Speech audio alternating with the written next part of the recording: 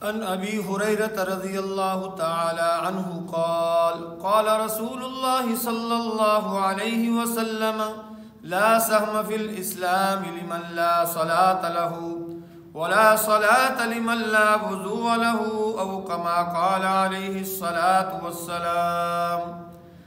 حضور اقدس صلی اللہ علیہ وسلم کا ارشاد ہے کہ اسلام میں کوئی بھی حصہ نہیں اس شخص کا جو نماز نہ پڑھتا ہو اور بے وضو کی نماز نہیں ہوتی۔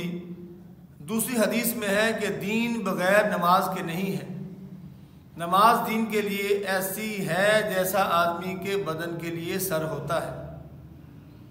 جو لوگ نماز پڑھ کر اپنے آپ کو مسلمان سمجھتے ہیں یا حمیت اسلامی کے لمبے چوڑے دعوے کرتے ہیں، وہ حضور اقدس صلی اللہ علیہ وسلم کے ان ارشادات پر غور کر لیں اور جن اسلاف کی کامیابیوں تک پہنچنے کے خواب دیکھتے ہیں ان کے حالات کی بھی تحقیق کریں کہ وہ دین کو کس مضبوطی سے پکڑے ہوئے تھے، پھر دنیا ان کے قدم کیوں نہ چومتی۔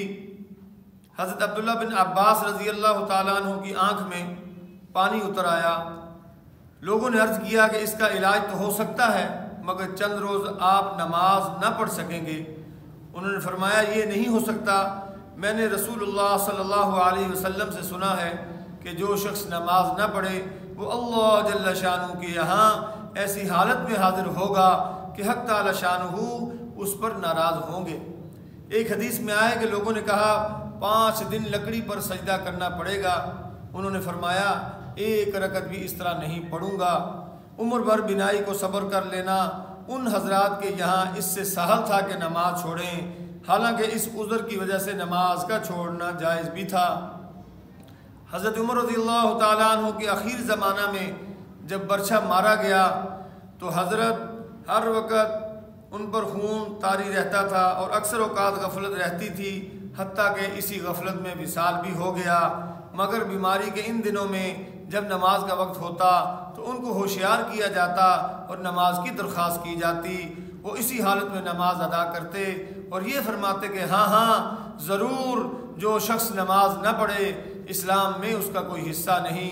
ہمارے یہاں بیمار کی خیر خواہی، راحت رسانی اس میں سمجھی جاتی ہے کہ اس کو نماز کی تکلیف نہ دی جائے، بعد میں فدیہ دے دیا جائے۔ ان حضرات کے یہاں خیر خواہی یہ تھی جو عبادت بھی چلتے چلاتے کر سکے دریغ نہ کیا جائے۔ حضرت علی رضی اللہ تعالیٰ عنہ نے ایک مرتبہ رسول اللہ صلی اللہ علیہ وسلم سے خادم مانگا کہ کاروبار میں مدد کرے۔ حضرت محمد صلی اللہ علیہ وسلم نے فرمایا کہ یہ 3 غلام ہیں، جو پسند ہو لے لو۔ انہوں نے عرض کیا آپ ہی پسند فرما دیں۔ حضور اکرم صلی اللہ علیہ وسلم نے ایک شخص کے متعلق فرمایا اس کو لے لو، ہاں یہ یاد رکھو اسے مارنا مت کیونکہ یہ نمازی ہے اور نمازی کو مارنے کی ہمیں ممانعت آئی ہے۔ اسی قسم کا واقعہ ایک صحابی ابو الحیثم رضی اللہ تعالیٰ عنہ کے ساتھ بھی ہوا۔ انہوں نے بھی رسول اللہ صلی اللہ علیہ وسلم سے غلام مانگا تو جناب رسول اللہ صلی اللہ علیہ وسلم نے ان کو غلام دیا اور ان کو متوجہ کیا کہ ہاں اس کو تم نے مارنا نہیں کیونکہ یہ نمازی ہے اور نمازی کو مارنے کی ممانعت آئی ہے۔ ایک مرتبہ حضرت سفیان ثوری رحمۃ اللہ علیہ پر غلبہ حال ہوا تو 7 روز تک گھر میں رہے، نہ کھاتے تھے نہ پیتے تھے نہ سوتے تھے۔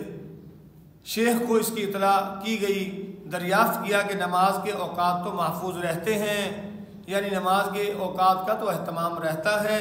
لوگوں نے عرض کیا کہ نماز کے اوقات بے شک محفوظ ہیں۔ فرمایا الحمدللہ الذی لم یجعل للشیطان علیہ سبیلا، تمام تعریفیں اس اللہ کے لیے ہیں جس نے شیطان کو اس پر مسلط ہونے پر روک دیا۔